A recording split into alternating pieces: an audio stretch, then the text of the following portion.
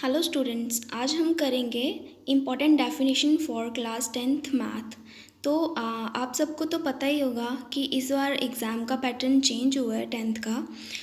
उसमें आपके 20 से 30 नंबर के एमसीक्यू या ट्रू फॉल्स फिलअप डेफिनेशंस ये आने वाले हैं एक एक मार्क्स के। तो उसमें कुछ इम्पॉर्टेंट डेफिनेशंस भी डेफिनेटली आएगी। तो वही इम्पॉर्टेंट डेफिनेशन जो आपके एग्ज़ाम पॉइंट ऑफ व्यू से इम्पॉर्टेंट है, तो वही मैं कुछ डेफिनेशंस यहाँ पे लाई हूँ। तो आपने यहाँ से तो देख ही लिया होगा स्लाइड से कि इसका मेन टॉपिक क्या है। हम फर्स्ट डेफिनेशन की ओर बढ़ते हैं। हमारी जो पहली डेफिनेशन है वो क्या है? Define collinear points. Collinear points कौन से होते हैं वो आपको बताने हैं और इसकी मतलब डेफिनेशन बतानी है, राइट। चलो हम पहले डेफिनेशन देख लेते हैं। डेफिनेशन क्या बोलती है? If 3 or more than 3 point line on a same straight line then they are said to be collinear. मतलब कोलिनियर पॉइंट्स उसको बोलेंगे। सपोज हम क्या करते हैं, एक लाइन लेते हैं, ठीक है, स्ट्रेट लाइन, कोई स्ट्रेट लाइन लेते हैं, कोई ऐसे स्ट्रेट लाइन लेते हैं, ठीक है। उसी स्ट्रेट लाइन के ऊपर 3 या 3 से ज़्यादा पॉइंट का आना, ठीक है। स्ट्रेट लाइन है और स्ट्रेट लाइन के ऊपर 3 या 3 से ज़्यादा पॉइंट्स का आना, उसी को आप क्या बोलेंगे कि वो कोलिनियर पॉइंट्स हैं, राइट। जो हमारी नेक्स्ट डेफिनेशन है उसके ऊपर चलते हैं। नेक्स्ट डेफिनेशन है वन एप्लीकेशन ऑफ ट्रिग्नोमेट्री। ये सारी डेफिनेशन मैंने वही ली है जो आपके एग्ज़ाम में ऑलरेडी आई हुई हैं और जो आने के ज़्यादा चांसेस हैं। ये क्या हमारा वन एप्लीकेशन ऑफ ट्रिग्नोमेट्री, वो क्या है? ट्रिग्नोमेट्री एक्चुअल में क्या है वो बताना आपको। Trigonometry is a branch of mathematics.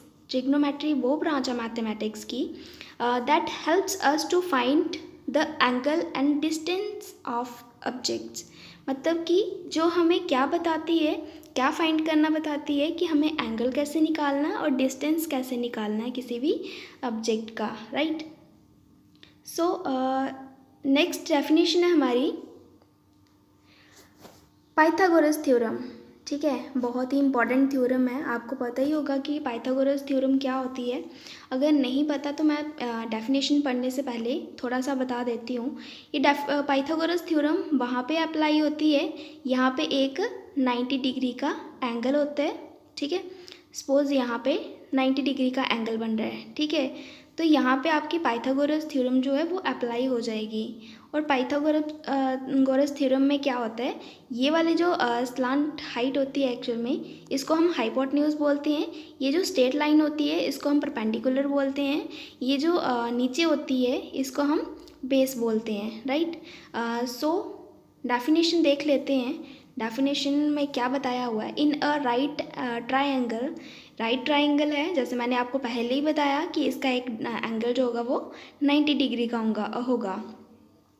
आगे the square of the hypotenuse is equal to, ये जो आपकी हाइपोटेन्यूज है इसका जो स्क्वायर होगा वो किसके इक्वल होगा?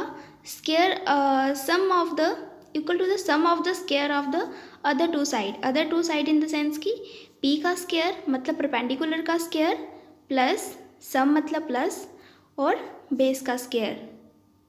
नीचे बी है मतलब बेस है तो बेस का स्क्वायर हो जाएगा। तो आपका जो पाइथागोरस थ्योरम है वो यही कहती है कि इसमें एक का तो ये राइट एंगल ट्रायंगल होती है और इसमें जो हाइपोटेन्यूज होता है उसका अगर हम स्क्वायर करें वो किसके बराबर होता है? अगर हम परपेंडिकुलर का स्क्वायर करें प्लस बेस का स्क्वायर करें वो उसके बराबर होता है, राइट। इसी के साथ हम अगली डेफिनेशन की ओर बढ़ते हैं। नेक्स्ट डेफिनेशन है हमारी डिफाइन लाइन ऑफ साइट। आपको क्या बताना है? लाइन ऑफ साइट बताना है। साइट तो आपको डेफिनेटली पता ही होगा, साइट का मतलब कि देखना, ठीक है। ये क्या बोलता है? The line of sight is the line drawn from the eye of an observer to the point of the object view by the observer.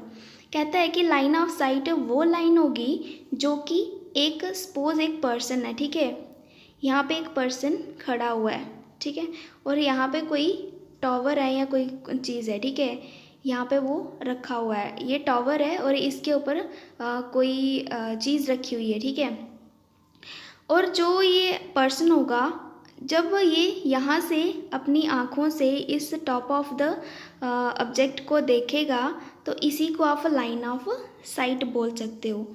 फिर से देख लेते हैं। The line of a sight is the line drawn from the eye of an observer. ये observer की eye से देखा गया होगा to the point of the object से ऑब्जेक्ट को व्यू बाय द ऑब्जर्वर, जो भी ऑब्जर्वर को दिख रहा है, ठीक है, उसी के ऊपर है ये।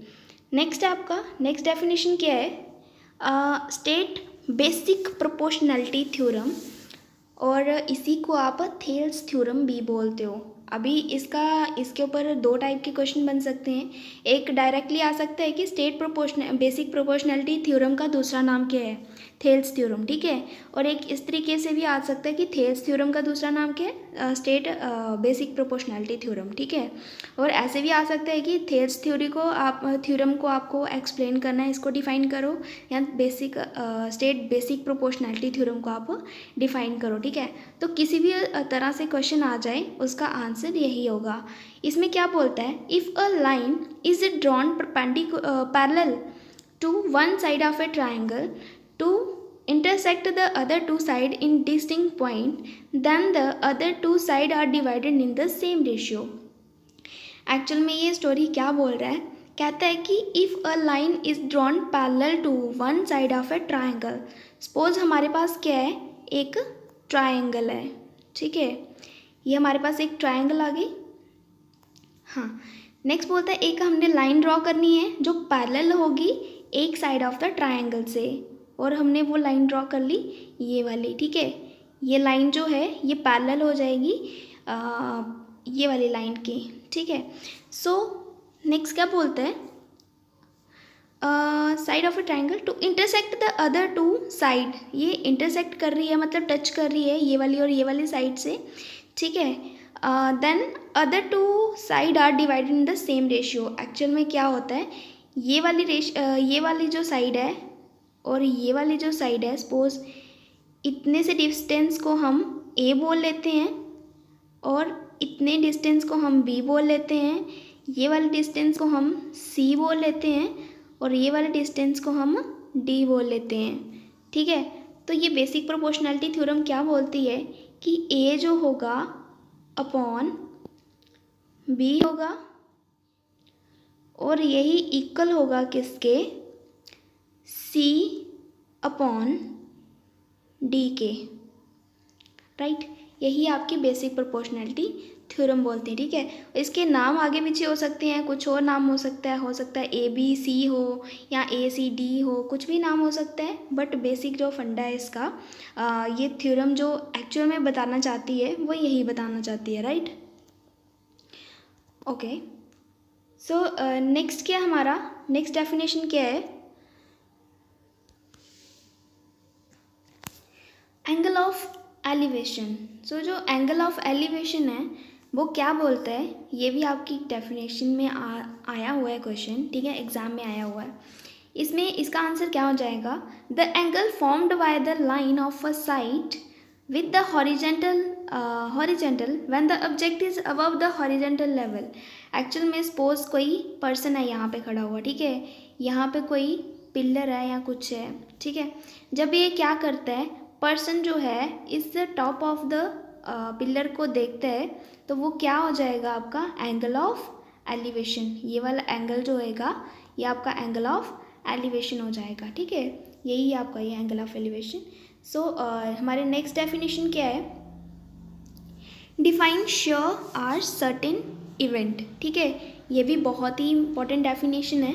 एक्चुअल में प्रोबेबिलिटी की है ये, तो ये आपको पता होना चाहिए। ये भी आपका फिलअप में भी आ सकता है, डेफिनेशन में भी आ सकता है, ट्रू फॉल्स में किसी भी तरीके से आ सकता है, ठीक है। ये 2-3 तरीके से मैंने देखा है क्वेश्चन में आया हुआ है। सो इसमें क्या है?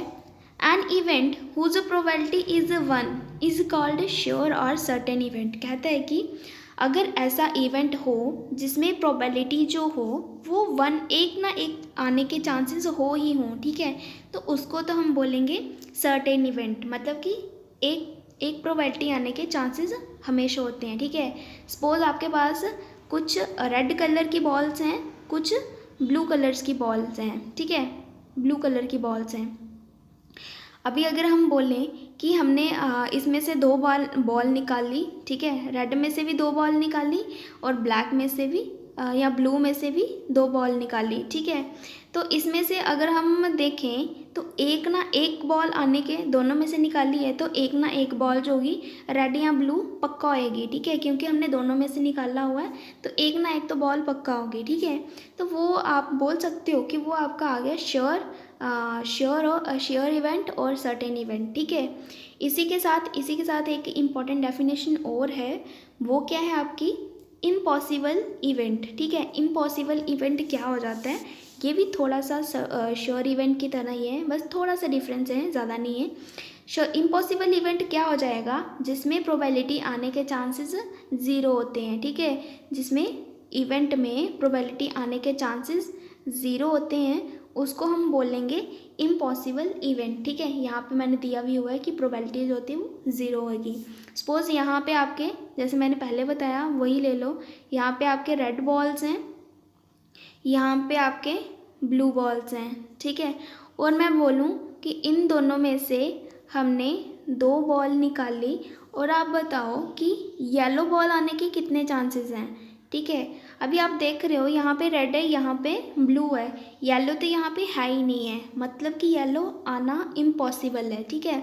तो वो आपका आ जाएगा इम्पॉसिबल इवेंट, ठीक है। प्रोबेबिलिटी ज़ीरो आ गई ना, क्योंकि येलो है ही नहीं है तो येलो आ ही नहीं सकता, तो वो आ जाएगा आपका इम्पॉसिबल इवेंट में, ठीक है। नेक्स्ट है आपका, हाँ, ये आ सकता है डेफिनेशन। एक्चुअल में ये एक फॉर्मूला भी है, डेफिनेशन में भी आ सकता है और ये भी सेम किसी भी तरीके से आ सकता है। ये आपका define probability of an event, आपको प्रोबेबिलिटी बतानी है किसकी, इवेंट की। वो हम कैसे निकालते हैं, जो भी नंबर ऑफ फेवरेबल आउटकम होते हैं upon total number of possible outcome, ठीक है। सपोज अगर हम एक कॉइन की बात करें, सॉरी हाँ, सपोज अगर हम कॉइन की बात करें, ठीक है, कॉइन में दो साइड्स होती हैं, एक हेड होता है और एक टेल होता है, राइट। तो उसमें अगर हम बोलें कि टेल आने के चांसेस, एक कॉइन में टेल आने के चांसेस कितने हैं, सो टेल आने के चांसेस, एक कॉइन में टेल एक ही बार आता है, तो टेल का यहाँ पे आ जाएगा आपका वन आ जाएगा, ये नहीं लिखोगे, ठीक है, वन आ जाएगा। और कॉइन की साइड्स कितनी होती हैं, टू होती हैं, तो वो आपका टू आ जाएगा। तो 1/2 जो आएगा आपका प्रोबेबिलिटी आ जाएगी किसकी, टेल की, ठीक है, प्रोबेबिलिटी ऑफ टेल, टी को हम लेते हैं ब्रैकेट में, राइट। तो ये आपका आ जाएगा प्रोबेबिलिटी ऑफ टेल, ठीक है। ये मैं एग्जांपल देके बता रही हूँ ताकि आपको कभी भी किसी भी चीज़ में कन्फ्यूज़न ना हो, ना ही आप कभी भूलो, ठीक है। नेक्स्ट आपका अर्थमेटिक प्रोग्रेशन, ये आपका एक चैप्टर भी है अर्थमेटिक प्रोग्रेशन। सो इसके ऊपर भी आपको डेफिनेशन आ सकती है कि अर्थमेटिक प्रोग्रेशन क्या होता है, ठीक है। एपी मैंने शॉर्ट फॉर्म लिखी है अर्थमेटिक प्रोग्रेशन की। Is a list of number, ये क्या है, एक लिस्ट है नंबर की, in which each term is obtain by adding a fix number. कहता है कि इसमें क्या है, फिक्स नंबर जो होते हैं वो ऐड हो रहे हैं टू द प्रोसीडिंग मतलब नंबर से पहले, proceeding term expected the first term, जो भी आपकी फर्स्ट टर्म होगी, देन सेकंड टर्म होगी, देन थर्ड टर्म होगी, देन फोर्थ टर्म होगी, हर किसी में जो डिफरेंस होएगा वो सेम होएगा, ठीक है। इसकी मैं एग्जांपल देती हूँ। सपोज हम ले रहे हैं नेचुरल नंबर, मतलब 1 2 3 4 5, ठीक है, यही ले लो, कुछ भी एग्जांपल ले सकते हो, ज़रूरी नहीं है बस यही। इन दोनों में डिफरेंस कितना है, एक का है। इन दोनों में डिफरेंस कितना है, एक का है। इन दोनों में डिफरेंस भी एक का है। इन दोनों में डिफरेंस भी एक का है, ठीक है। हर किसी में एक एक का डिफरेंस आ रहा है, ठीक है। तो ये आपकी टर्म आ जाएगी, मतलब ये जो सारी आपकी टर्म्स है, लिस्ट ऑफ नंबर्स है, ये आपकी क्या है, एपी है, ठीक है, एपी है ये। इसे ऐसे ही आपका इवन नंबर में भी आ सकता है, ऑड नंबर में भी आ सकता है, किसी भी तरीके से आ सकता है, ठीक है। इस चीज़ को आप ध्यान में रखिएगा। देन आपका कॉमन डिफरेंस, ये भी आपका एपी से रिलेटेड ही है। जो मैंने अभी आपको वो एग्जांपल दी है ना, जो उसमें 1 1 1 1 आया, वो आपका क्या था, कॉमन डिफरेंस था। और ये जो कॉमन डिफरेंस है एपी में, ये आपका प्लस भी हो सकता है, माइनस भी हो सकता है, ज़ीरो भी हो सकता है, किसी भी तरीके से दिया जा सकता है, ठीक है। हो सकता है प्लस माइनस का मैं एग्जांपल देके बताती हूँ कि क्या ये प्लस माइनस का क्या कह रहा है। वेट, हाँ, जैसे मैं बताती हूँ 2 3 4 5, ठीक है, ये सारे नंबर्स हैं। तो इसमें क्या है, 2 और 3 में कितना का डिफरेंस है, 1 का। देन 3 और 4 में कितने का डिफरेंस है, 1 का। देन 4 और 5 में कितने का डिफरेंस है, 1 का, ठीक है। और ये 1 ऐड होते जा रहे हैं, प्लस प्लस होते जा रहे हैं, ठीक है। यहाँ पे प्लस हो रहा है, यहाँ पे भी प्लस हो रहा है, और यहाँ पे भी प्लस हो रहा है, ठीक है, 1 प्लस हो रहा है, ठीक है। तो ये आ गया आपका पॉजिटिव वाला, वो जो कहने की बात कर रहा है, ठीक है। ये आ जाएगा आपका। देन है, वेट स्टूडेंट्स, ओके, ये आपने पॉजिटिव वाला देख लिया। अभी नेगेटिव वाला देखते हैं, ठीक है। नेगेटिव में क्या आने, जैसे आप, मैं एपी देती हूँ आपको 5 4 3 2 1, ठीक है। यहाँ पे ये आपकी एपी आ जाएगी। अच्छा, अगर हम इनका कॉमन डिफरेंस निकालते हैं तो इसका क्या आता है, -1, -1 करेंगे तो 4 आएगा, 4 में से -1 करेंगे तो 3 आएगा, और 3 में से -1 करेंगे तो 2 आएगा, एंड 2 में से -1 करेंगे तो हमारा आ जाएगा 1, ठीक है। तो ये आपकी आ गई कि कॉमन डिफरेंस जो होता है वो नेगेटिव भी हो सकता है, ठीक है। ये आपकी इसकी एग्जांपल आ गई। देन आपकी अगर ज़ीरो की देखें हम, ज़ीरो कैसे आ सकता है वो मैं बताती हूँ, वेट, हाँ, ज़ीरो कैसे आ सकता है। सपोज मैं एक एपी देती हूँ जिसमें क्या है 3 3 3 3, ठीक है, ये आपकी एक एपी है। अभी अगर हम देखें तो 3 3 3 3 है, ठीक है, इनमें डिफरेंस 0 0 का ही होगा, ठीक है। एक्चुअल में हमें एपी वो टर्म्स होती है जिसका डिफरेंस, कॉमन डिफरेंस सेम होता है। तो हम 0 0 0 0 डिफरेंस आएगा तो डेफिनेटली वो भी सेम ही होगा, तो वो आपका आ जाएगा कि common difference can be zero, और कैन बी पॉजिटिव, और कैन बी नेगेटिव। ये तीनों क्या चीज़ें, ये क्या चीज़ बोली हुई है वो मैंने आपको अभी समझा दी है, ठीक है।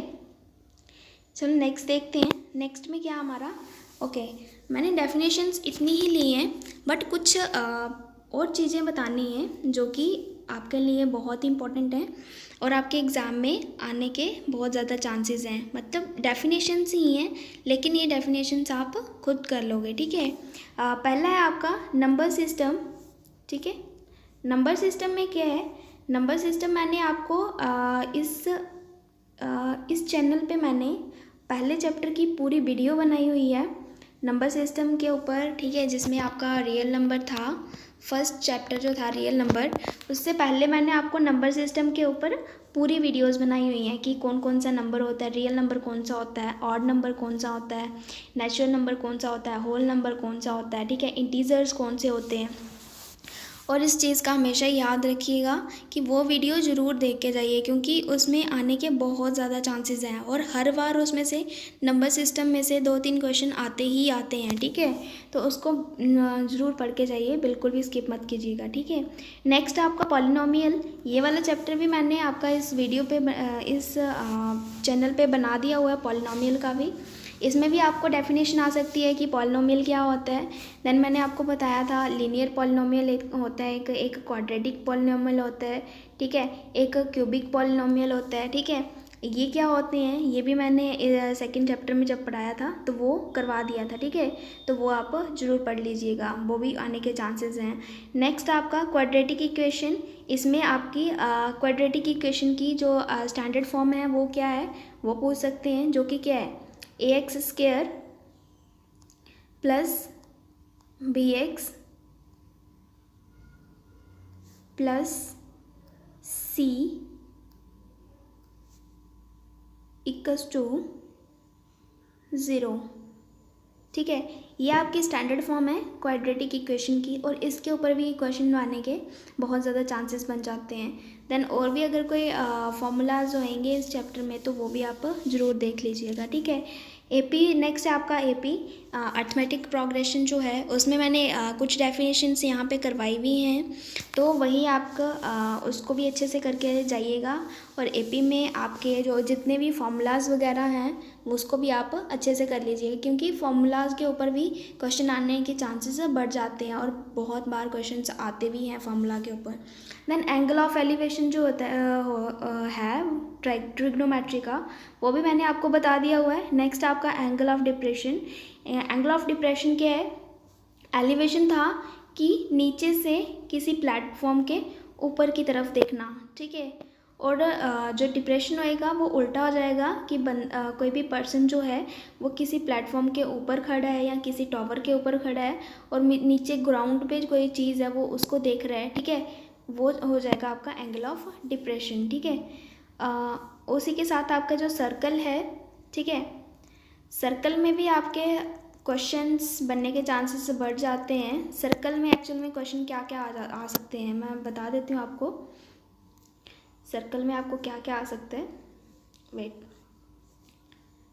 यस, सर्कल में आपका एक तो सर्कल होता है, ये तो आपको पता ही होगा डेफिनेटली। वेट गाइस, मैं इसको इरेज कर देती हूँ पहले, उसके बाद मैं समझाती हूँ। ओके, हाँ, ये आपका सर्कल होता है। ठीक है, चैप्टर आपका डेफिनेटली आपको आपने पढ़ा तो होगा ही कि सर्कल होता क्या है। ठीक है, उसकी कुछ क्वेश्चंस हैं वो भी आपने डेफिनेटली किए होंगे। सो सर्कल में क्या क्या आने के चांसेस बढ़ जाते हैं। पहले जो सर्कल का ये जो सेंटर होता है उसको आप सेंटर पॉइंट बोलते हो। ठीक है, नेक्स्ट वो लाइन जो सर्कल के सेंटर से ये जो सर्कल की बाउंड्री होती है इसको सरकमफ्रेंस बोलते हैं। ठीक है, इसको टच करते हैं उसको हम रेडियस बोलते हैं। ठीक है, इस लाइन को हम रेडियस बोलेंगे। ओके, नेक्स्ट आने के चांसेस बढ़ जाते हैं कि अगर हम सर्कल को दो इक्वल पार्ट में डिवाइड करते हैं उसको हम डायामीटर बोलेंगे। ठीक है, और ये जो रेडियस है या डायामीटर है सर्कल के अंदर कहीं पे भी बन सकते हैं। तो आपको क्वेश्चन आ सकता है कि हम सर्कल के अंदर कितने डायामीटर बना सकते हैं, तो इसका आंसर इन्फिनिटी आएगा। ठीक है, ओके, नेक्स्ट क्या है आपका ऐसी लाइन जो सर्कल को दो अनइक्वल पार्ट में डिवाइड करती है। एक ये छोटा वाला पार्ट, एक ये पूरा बड़ा वाला पार्ट। ठीक है, जो सर्कल को दो अनइक्वल पार्ट में डिवाइड करती है तो इस लाइन को हम क्या बोलेंगे? कॉर्ड बोलेंगे। ठीक है, इस लाइन को हम कॉर्ड बोलेंगे। ओके, नेक्स्ट क्या है हमारा, वेट, ठीक है, हमने क्या पढ़ा अभी? एक सेंटर ऑफ द सर्कल पढ़ा, एक रेडियस पढ़ा, एक डायमीटर पढ़ा, एक कॉर्ड पढ़ा। ठीक है, और क्या होता है? एक होता है टेंजेंट। टेंजेंट क्या होता है? सॉरी, ये एक बाहर से पॉइंट। ठीक है, बाहर से अगर कोई लाइन जो है वो सर्कल को बाहर से एक पॉइंट पे टच करके जाती है उसको हम क्या बोलेंगे कि वो क्या है? टेंजेंट है। ठीक है, और ये जिस पॉइंट पे टच करेगी इसको पॉइंट ऑफ कांटेक्ट बोलेंगे। राइट, सो इसके बाद में एक ऐसी लाइन जो सर्कल को क्रॉस करके निकल जाती है, ना कि बाउंड्री के टच करती है बल्कि सर्कल को क्रॉस करके निकलती है। ठीक है, तो इसको हम क्या बोलते हैं? सीकेंट बोलते हैं। ठीक है, तो ये कुछ ऐसी डेफिनेशंस हैं जो कि सर्कल में आने के चांसेस बढ़ जाते हैं। सो इसी के साथ आपका जो ये लेक्चर था, ये जो आपका इम्पॉर्टेंट डेफिनेशंस जो थी वो ख़त्म होती है। आई होप कि आपको अच्छे से समझ आई हो और आपका एग्ज़ाम आ गया है। हो सकता है मैं और भी वीडियोस लाऊं क्वेश्चंस के ऊपर, क्योंकि पैटर्न चेंज हुआ है। 20 से 30 क्वेश्चन आने की प्रोबेबिलिटी है कि आ सकते हैं। ठीक है, 20 तो आएंगे ही आएंगे, ज़्यादा भी आ सकते हैं। तो हमें MCQ के ऊपर भी ज़्यादा फोकस करना है। ठीक है, तो थैंक यू गाइज़, और हो सकता है मैं और भी वीडियो लाऊं। और कीप वॉचिंग, थैंक यू।